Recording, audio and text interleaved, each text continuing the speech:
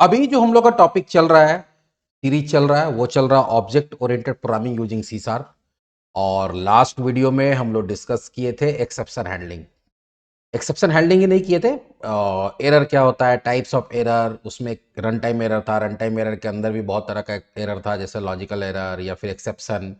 फिर एक्सेप्शन देखे थे क्या होता है, उसके बाद देखे थे कि एक्सेप्शन हैंडलिंग क्या होता है। एक्सेप्शन हैंडलिंग के बारे में क्या बताया था कि अगर रन टाइम में कोई ऐसा इलीगल स्टेटमेंट इनकाउंटर हो जाता है जिसको आपका कॉमन लैंग्वेज रन टाइम या डॉट नेट का जो रन टाइम है वो रन नहीं करा सकता है किसी भी रीजन से, तो वहां पर वो क्या करता है, आपके प्रोग्राम को हॉल्ट कर देता है और कोई एरर मैसेज शो कर देता है।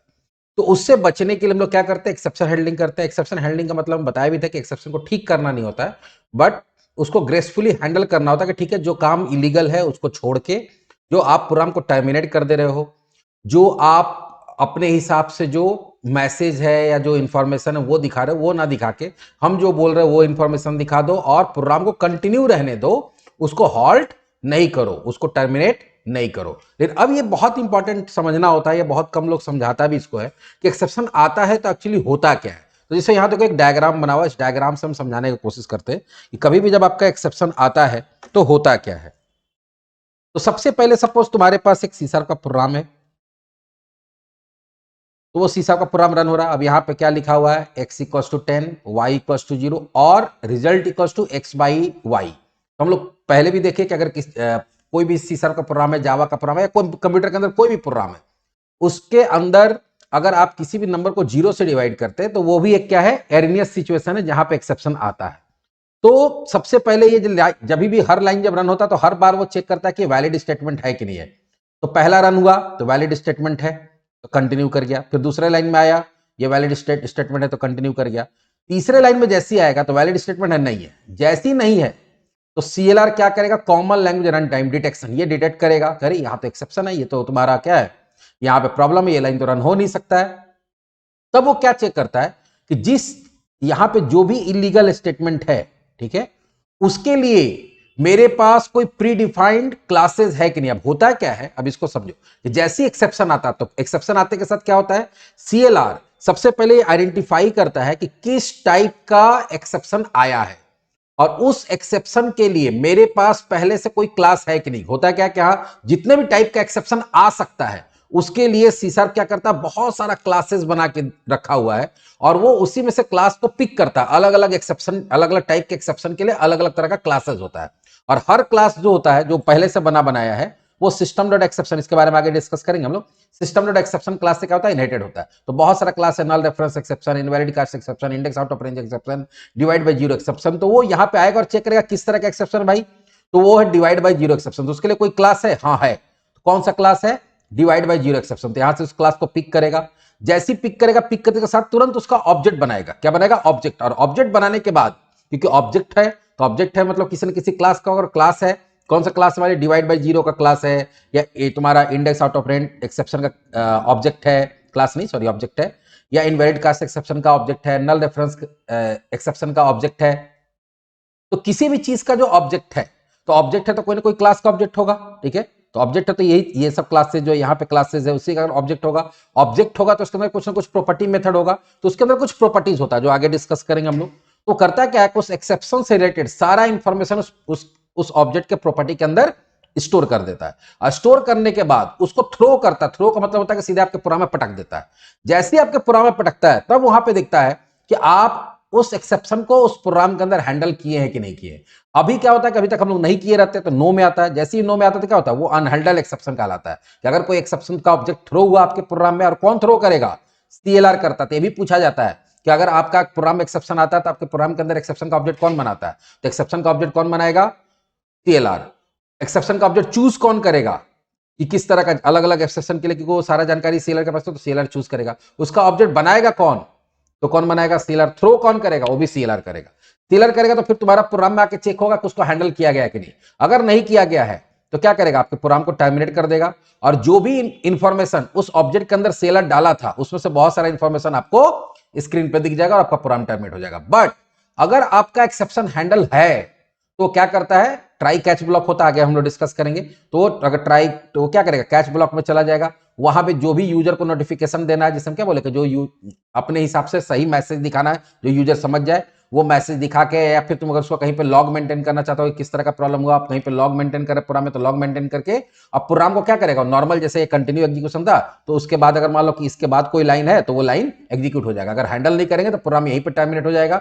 हैंडल किया तो इसके बाद का जितना भी लाइन है वो सारा रन कर जाएगा। तो ये समझना बहुत जरूरी है कि एक्सेप्शन आने पे होता क्या था। एक्सेप्शन आने पे क्या होता है, जैसी हर लाइन जब रन होता है तो हर लाइन के बाद वो वैलिड स्टेटमेंट है कि नहीं वो चेक होता है। वैलिड है तो अगली लाइन के पास कंटिन्यू होते चला जाता है। वैलिड नहीं है तो सीएलआर क्या करता है, उसका एग्जीक्यूशन का फ्लो को रोकता है, चेक करता है कि किस तरह का एक्सेप्शन है, उसके लिए मेरे पास कौन सा क्लास है, वो क्लास को उठाया, उसका ऑब्जेक्ट बनाया, उसके अंदर सारा इंफॉर्मेशन डाला, सारा इंफॉर्मेशन डाल के थ्रो करने में क्या हुआ, आपके प्रोग्राम के अंदर भेज दिया। अब प्रोग्राम के अंदर जब अचानक कोई भी चीज आएगा तो देखिएगा उसको हैंडल करने के लिए कुछ है कि नहीं है। अगर हैंडल करने के लिए है तो ठीक है, हैंडल होगा और प्रोग्राम नॉर्मल फ्लो में चला जाएगा। अगर हैंडल नहीं है तो क्या करेगा, उसको अनहेल्डेड एक्सेप्शन बोलते हैं, तो वो आपके प्रोग्राम को टर्मिनेट करेगा और जो ऑब्जेक्ट के पास इंफॉर्मेशन है वो प्रिंट कर देगा। तो ये पूरा का पूरा सिनेरियो है। और इस पूरे सिनेरियो में एक बहुत इंपॉर्टेंट चीज है, वो होता है एक्सेप्शन क्लास। क्या होता है, एक्सेप्शन क्लास। तो यहां पे देखते हैं कि एक्सेप्शन क्लास क्या होता है।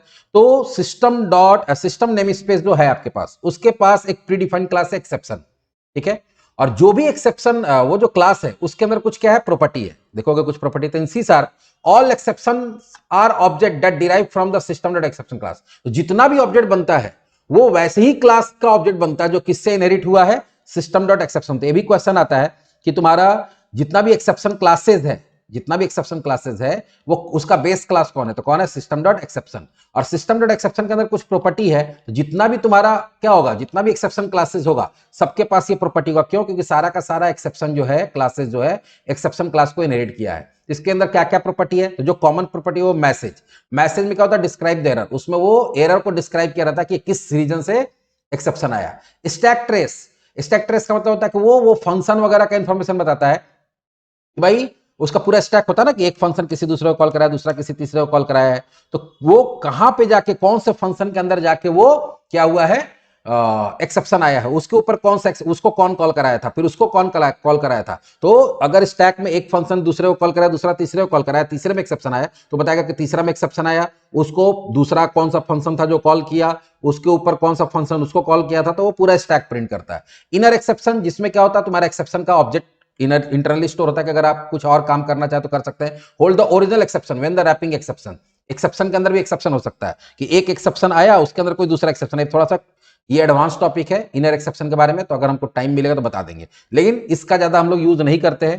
फिर सोर्स में वो प्रोग्राम का नाम रहता है कि किस प्रोग्राम के अंदर या किस एप्लीकेशन के अंदर या किस ऑब्जेक्ट के अंदर वो एक्सेप्शन आया है। और हेल्प लिंक, इसमें क्या होता है, एक यूआरएल होता है जो प्रिंट होता है कि अगर आपको नहीं समझ में आ रहा क्या एक्सेप्शन है तो उस यूआरएल पे क्लिक करेंगे तो माइक्रोसॉफ्ट के वेबसाइट पे आप क्या करते हैं, आप चले जाते हैं और वहां पे वो आपको क्या करता है, रिडायरेक्ट कर देता है और वहां पे उस एक्सेप्शन से रिलेटेड सारा इंफॉर्मेशन आपको मिल जाता है। लेकिन आपको यही समझना है कि जब भी एक्सेप्शन आता है तो कोई ना कोई क्लास का ऑब्जेक्ट बनता है और वो सारा का सारा क्लास किससे इनहेरिटेड होता है, सिस्टम डॉट एक्सेप्शन क्लास से इनहेरिटेड होता है। सिस्टम डॉट एक्सेप्शन क्लासेस के अंदर कुछ प्रॉपर्टी है जो सारे एक्सेप्शन क्लासेस के अंदर आपको मिलेगा, जिससे कि आप एक्सेप्शन का इंफॉर्मेशन निकाल के और अलग अलग काम कर सकते हैं अगर आप एक्सेप्शन हैंडल कर रहे हैं तो। अब कौन कौन सा एक्सेप्शन क्लासेस है, तो यहां पे देखो हायरार्की दिया हुआ है कि सी शार्प के अंदर जितना भी क्लासेस होता है, चाहे तुम बनाओ चाहे कोई भी, वो अपने आप एक क्लास से इनहेरिटेड होता है। मतलब जितना भी क्लासेस बनता है, चाहे वो प्रीडिफाइंड है चाहे तुम बनाते हो, वो अपने आप एक क्लास से इनहेरिटेड होता है। जो कौन सा होता है, वो होता है हमारा ऑब्जेक्ट क्लास, ठीक है। ऑब्जेक्ट से इनहेरिटेड कौन है, एक्सेप्शन। और बाकी जितना भी एक्सेप्शन क्लासेस है, चाहे वो सिस्टम एक्सेप्शन है, आईओ एक्सेप्शन, एप्लीकेशन एक्सेप्शन है, ठीक है। फिर सिस्टम एक्सेप्शन से इनहेरिटेड कुछ क्लासेस होता है, आईओ एक्सेप्शन से इनहेरिटेड कुछ क्लासेस होता है, एप्लीकेशन एक्सेप्शन से इनहेरिटेड हम लोग यूजर डिफाइंड एक्सेप्शन बना सकते हैं। तो ये हायरार्की है। तो कोई भी क्लास होगा तो वो सिस्टम डॉट एक्सेप्शन से इनहेरिटेड होगा। सिस्टम डॉट एक्सेप्शन किससे इनहेरिटेड है, ऑब्जेक्ट से। और इससे इनहेरिटेड तीन क्लास है, सिस्टम एक्सेप्शन, आईओ एक्सेप्शन और एप्लीकेशन एक्सेप्शन, ये तीन कैटेगरी है। बाकी जो क्लासेस होगा या तो सिस्टम के अंदर होगा जो प्री डिफाइंड होगा या आईओ के अंदर होगा। एप्लीकेशन के अंदर प्री डिफाइंड नहीं होता है। अगर हम लोग अपना कोई एक्सेप्शन बनाते हैं, जो जिस ऐसा कोई एक्सेप्शन आपको लग रहा है कि आ सकता है जिसके लिए पहले से एक्सेप्शन क्लासेस नहीं है, तो वहां पे यूजर डिफाइंड एक्सेप्शन क्लास बनाने के लिए हम लोग किसका यूज करते हैं, एप्लीकेशन एक्सेप्शन। तो यूजर डिफाइंड जब पढ़ेंगे तो देखेंगे।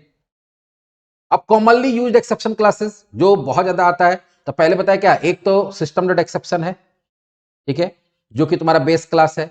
फिर सिस्टम डॉट सिस्टम एक्सेप्शन है, ठीक है, जो base class of all pre defined exception. देखो एक चीज ध्यान देना, समझो, यहां पे 3 क्लास है, सिस्टम एक्सेप्शन, आईओ एक्सेप्शन और एप्लीकेशन। इसका बेस क्लास एक्सेप्शन है, लेकिन बाकी जितना भी एक्सेप्शन क्लासेस है उसका बेस क्लास कौन है?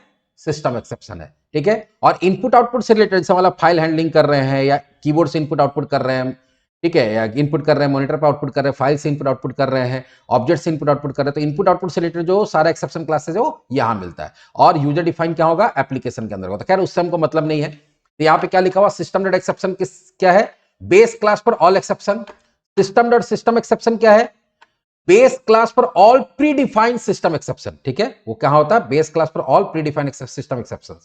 आर्गुमेंट एक्सेप्शन होता है throw when the invalid argument is pass to the method. मान लो कि एक मेथड बनाए हो, ठीक है, फंक्शन बनाए हो, और उस फंक्शन में तुम क्या किए हो? फंक्शन में तुम कोई क्लास का ऑब्जेक्ट पास किया, जैसे कि एग्जांपल बताते हैं कि ये कब आता है। ऐसे धीरे धीरे थोड़ा बहुत समझा देंगे कब आता है। ये ज्यादातर कब आता है? जैसे मान लो यहां बना दिया पब्लिक वाइड, एक फंक्शन बनाया डिस्प्ले, और यहां पे तुम क्या किए हो? यहां पे कोई क्लास का ऑब्जेक्ट पास किया, मतलब डेमो का डी। मतलब अब इसको जब कॉल कराएंगे तो हमेशा डेमो का ही ऑब्जेक्ट पास करना पड़ेगा, लेकिन तुम यहां पे क्या कर दिए? तुम इसको कॉल करा रहे हो डिस्प्ले को, यहां पे एक ऑब्जेक्ट बना दिए my demo, MD equals to my demo. और तुम किसको कॉल करा रहे हो? डिस्प्ले को, और यहां पे तुम पास कर दिए एमडी, तो उसको चाहिए डेमो का, और तुम पास करो किसका? माई डेमो का। तो ये क्या हो गया? इनवैलिड आर्गुमेंट हो गया। ऐसा आर्गुमेंट पास करो जो अलाउ नहीं करेगा। Argument null exception throw when the null argument is pass that is not allowed. अब मान लो कि यहां पे तुम बना के रखो एक प्रॉपर्टी, और इसको बताओ कि ये कंपलसरी होगा, रिक्वायर्ड होगा, और तुम यहां से क्या पास कर रहे हो? कभी कभी ऐसा भी होता है कि हम लोग डायरेक्टली नल कीवर्ड पास कर देते हैं, मतलब हम कुछ भी पास नहीं करना चाहते हैं, और ये अलाउ नहीं कर रहा है। ठीक है, ये अलाउ नहीं कर रहा नल को, और तुम यहां से नल पास कर रहे हो, तो उसमें क्या आएगा? Argument null exception. Argument out of range exception कब होगा? Throw when an argument value is outside the allowable range. अब मान लो कि यहां पे तुम बनाए हो एक फंक्शन आईएनटी टाइप का, या हाँ आईएनटी टाइप का, तो इसका क्या है? एक लिमिट है कि कितना बड़ा डेटा डाल सकता है। तुम इतना बड़ा नंबर उसमें डाल दिए, तो क्या होगा? अब हो सकता है कि ये जो क्या होगा, ये इस वेरिएबल के अंदर स्टोर नहीं हो सकता, तो वहां पे क्या हो जाएगा? Argument out of range exception हो जाएगा। नल रेफरेंस एक्सेप्शन ये कब होता है? जब कोई ऐसा ऑब्जेक्ट होता है, जैसे मान लो एक क्लास है स्टूडेंट, स्टूडेंट का एसटी की है। आप ऑब्जेक्ट बनाने के लिए दो चीज लिखना पड़ता है ना, स्टूडेंट का ST equals to new student. तो फर्स्ट लाइन जब रन होता है तो ये रेफरेंस टाइप वेरिएबल बनाता है, सिर्फ रेफरेंस टाइप। और मेमोरी लोकेट कब होता है? ये, और इसका एड्रेस इसके अंदर स्टोर होता है। आप सिर्फ रेफरेंस टाइप बनाए तो रेफरेंस टाइप वेरिएबल ये क्या बनाएगा? रेफरेंस टाइप वेरिएबल है। रेफरेंस टाइप वेरिएबल में बाय डिफॉल्ट क्या रहता है? नल रहता है। तो अब ये इसमें एसटी में क्या है? नल। इसमें तो मेमोरी एड्रेस है नहीं किसी का, और तुम उसका फंक्शन कॉल करा रहे हो डिस्प्ले। तो यहां पे क्या आ जाएगा? जब कोई ऐसा रेफरेंस टाइप वेरिएबल है जिसके अंदर किसी भी मेमोरी का रेफरेंस नहीं है, एड्रेस नहीं है, और अगर उसको हम लोग यूज करने का कोशिश करते हैं, तो वहां पे कौन सा एक्सेप्शन आता है? Null reference exception. Divide by zero exception तो हम लोग जानते हैं, किसी भी नंबर को जीरो से डिवाइड करने की कोशिश करें तो डिवाइड बाय जीरो एक्सेप्शन आएगा।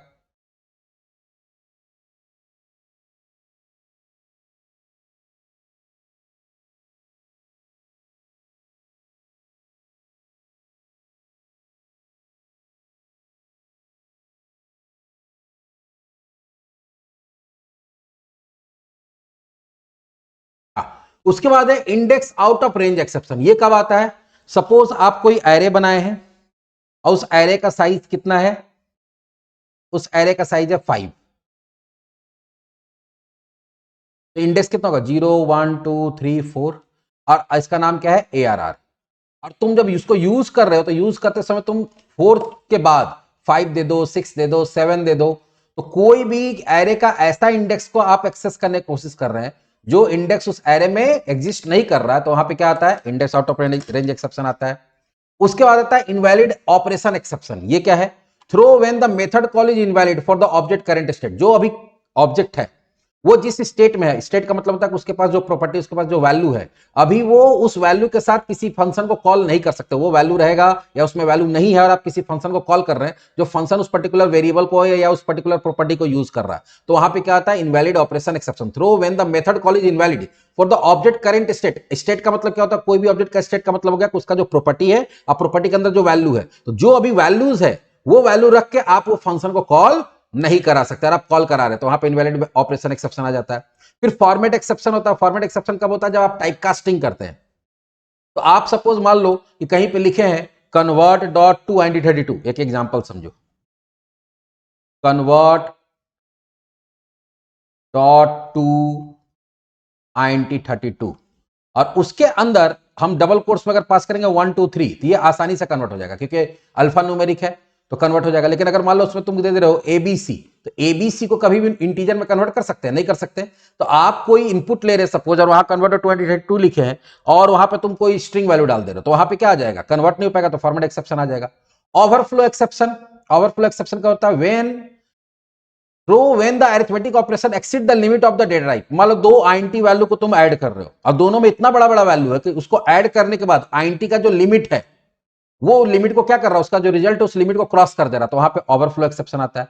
आईओ एक्सेप्शन हम पहले बोले कब आएगा? जब आप रीडिंग राइटिंग कर रहे हैं, चाहे आप फाइल से रीडिंग राइटिंग कर रहे हैं, ठीक है, या आप ऑब्जेक्ट से रीडिंग राइटिंग कर रहे हैं, आप नेटवर्क से रीडिंग राइटिंग कर रहे हैं और वो रीडिंग राइटिंग नहीं हो पा रहा है। मान लो कोई फाइल को रीड राइट कर रहे हैं और वहां पे फाइल ही एग्जिस्ट नहीं कर रहा है, ठीक है, तो फाइल एग्जिस्ट कर भी रहा है तो उसमें परमिशन नहीं आपको रीड राइट करने का, तो वहां पर आईओ एक्सेप्शन आ सकता है। अगर फाइल एग्जिस्ट नहीं कर रहा है तो वहां पे कौन सा आता है? फाइल नॉट फाउंड, उसके लिए अलग है।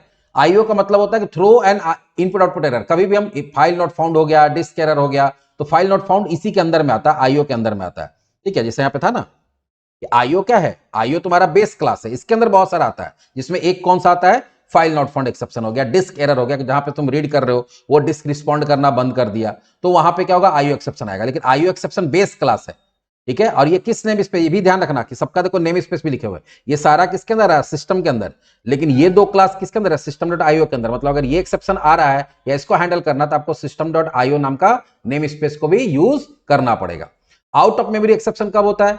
जब आपका कोई ऐसा प्रोग्राम है जिसको रन करने के बाद वो इतना मेमोरी ले रहा है जो कि जितना रैम में स्पेस खाली है ही नहीं। तो अगर आपका इनकेस किसी भी कारण से रैम आपके प्रोग्राम को मेमोरी एलोकेट नहीं करने देगा या वो फुल रहेगा, तो वहां पे क्या आ जाएगा? आपका प्रोग्राम कोशिश करेगा वहां मेमोरी बनाने का, बन नहीं पाएगा, तो वहां क्या आएगा? Out of memory exception. Stack overflow exception कब आता है? जैसे मान लीजिए रिकर्सन होता है, फंक्शन एक, जब भी हम लोग फंक्शन कॉल करते हैं तो वहां पे क्या होता है कि स्टैक मेंटेन होता है, तो स्टैक के लिए रैम के अंदर एक स्पेस रहता है। अब कभी कभी होता है कि हम लोग रिकर्सन यूज करते हैं, एक फंक्शन अपने आप को बहुत बार कॉल करता है और वो इनफाइनाइटली चल गया, मतलब ऐसा को टर्मिनेट नहीं हो पा रहा, तो स्टैक मेंटेन होते होते होते तो कभी ना कभी स्टैक को क्या करता है? वो फुल कर देता है, तो वहां पे क्या आता है? स्टैक ओवरफ्लो आता है। तो ये सब जो है क्लासेस, ये थ्योरी के लिए है, आप उसको रट लीजिए, बहुत ज्यादा यूज नहीं होगा इसमें। हम लोग अभी जो यूज करेंगे वो डिवाइड बाई जीरो यूज कर सकते हैं। फिर हम लोग अगर फाइल हैंडलिंग करेंगे तो फाइल नॉट फाउंड एक्सेप्शन हमको मिल जाता है, array index out of bound exception मिलता है, कभी कभी नल रेफरेंस मतलब index out of range exception मिलता है, कभी कभी नल रेफरेंस एक्सेप्शन आपको देखने को मिल जाता है। तो ज्यादा कॉमन यही सब है, divide by zero, null reference exception, index out of range exception, ठीक है। फॉर्मेट एक्सेप्शन ये भी होता है बहुत समय कि आप कोई इनपुट ले रहे हैं और वहां पे आपको न्यूमेरिकल वैल्यू डालना है, आपको वहां पे लिख रहे हैं कन्वर्ट डॉट 22 या कन्वर्ट डॉट फ्लोट 2 सिंगल या 2 डबल, और वहां पे आपको स्ट्रिंग वैल्यू डाल दे रहे, तो वहां पे उस तरह का एरर आ जाता है। तो ये सब कुछ क्लासेस हुआ, जिस क्लासेस को हमको यूज करना पड़ेगा कब? जब हम लोग एक्सेप्शन हैंडलिंग करेंगे तब। तो हम लोग आज क्या देखे? हम लोग देखे कि एक्सेप्शन आता है तो क्या होता है। तो एक्सेप्शन जैसे ही आता है तो सीएलआर क्या करता है? वो देखता है कि किस नेचर का एक्सेप्शन है, किस नेचर का इलीगल स्टेटमेंट है, उस नेचर से रिलेटेड क्या करता है? वो क्लासेस को सर्च करता है, इसके पास बहुत सारा पहले से क्लासेस है, अगर वो क्लासेस अवेलेबल है तो उसका ऑब्जेक्ट बनाता है, आपके प्रोग्राम के अंदर थ्रो करता है। ऑब्जेक्ट के पास क्या होता है? बहुत सारा प्रॉपर्टीज होता है जिसके अंदर बहुत सारा इंफॉर्मेशन होता है। अगर आपके प्रोग्राम में उसको हैंडल किया गया है तो तुम्हारा क्या होगा? प्रोग्राम कंटिन्यू करेगा, हैंडल नहीं किया तो आपका प्रोग्राम को क्या करता है? टर्मिनेट करता है। उस ऑब्जेक्ट के पास जो इंफॉर्मेशन होता है वो इंफॉर्मेशन को आपके स्क्रीन पे दिखा देता है। तो उसके लिए हम लोग क्या समझना पड़ा कि ठीक है कौन कौन सा क्लासेस होता है भाई। तो यहाँ पे सबसे ऊपर एक क्या होता है? एक्सेप्शन क्लास होता है। एक्सेप्शन क्लास के अंदर क्या होता है? सिस्टम एक्सेप्शन, आईओ एक्सेप्शन और एप्लीकेशन एक्सेप्शन। ये जो दो एक्सेप्शन है, सिस्टम एक्सेप्शन, आईओ एक्सेप्शन, ये भी बेस क्लास है। जैसे ये बेस क्लास है वैसे, तो अगर ये कोई क्वेश्चन पूछ दिया कि सिस्टम एक्सेप्शन का बेस क्लास कौन है, तो एक्सेप्शन। आईओ एक्सेप्शन का बेस क्लास कौन है, तो एक्सेप्शन। एप्लीकेशन एक्सेप्शन का बेस क्लास कौन है, एक्सेप्शन। लेकिन अगर कोई पूछ दे index out of range exception का बेस क्लास कौन है, तो सिस्टम एक्सेप्शन, ठीक है। डिवाइड बाई जीरो एक्सेप्शन का कौन है, तो system exception. File not found का कौन है, तो आईओ एक्सेप्शन। और ये जो है हम लोग जब अपना यूजर डिफाइंड एक्सेप्शन बनाएंगे उसमें यूज होता है। इसके अंदर कोई भी डिराइव क्लासेस का नहीं होता, इसका डिराइव क्लास हम लोग को बनाना पड़ता है, प्रोग्रामर को। उसके बाद यहाँ पे कुछ कॉमन क्लासेस बता दिए जो कौन सा नेम स्पेस में है, किस काम के लिए होता है। ये थ्योरी पॉइंट ऑफ व्यू से आप इसको याद रख सकते हैं। अब अगला टॉपिक हो गया, ठीक है, इतना थ्योरी हम लोग समझ गए, अब इसको हैंडल कैसे करेंगे। तो हैंडल करने के लिए कुछ ब्लॉक्स मिलता है, ट्राई कैच फाइनली, उसका यूज करेंगे जो हम लोग आगे के वीडियो में देखेंगे। तो आगे की वीडियो में लोग देखेंगे कैसे ट्राई कैच फाइनली का यूज करके इस एक्सेप्शन को हैंडल करके हम लोग अपने प्रोग्राम को कंटिन्यू रख सकते हैं। जो टर्मिनेट हो रहा है या जो मैसेजेस अपने हिसाब से वो प्रिंट कर रहा है वो प्रिंट नहीं करेगा और आपके प्रोग्राम को क्या रखेगा, कंटिन्यू रखेगा, और जो काम बताया गया उसके बदला वो दूसरा काम करके आगे कंटिन्यू हो जाएगा। तो हम लोग आगे के वीडियो में देखते हैं।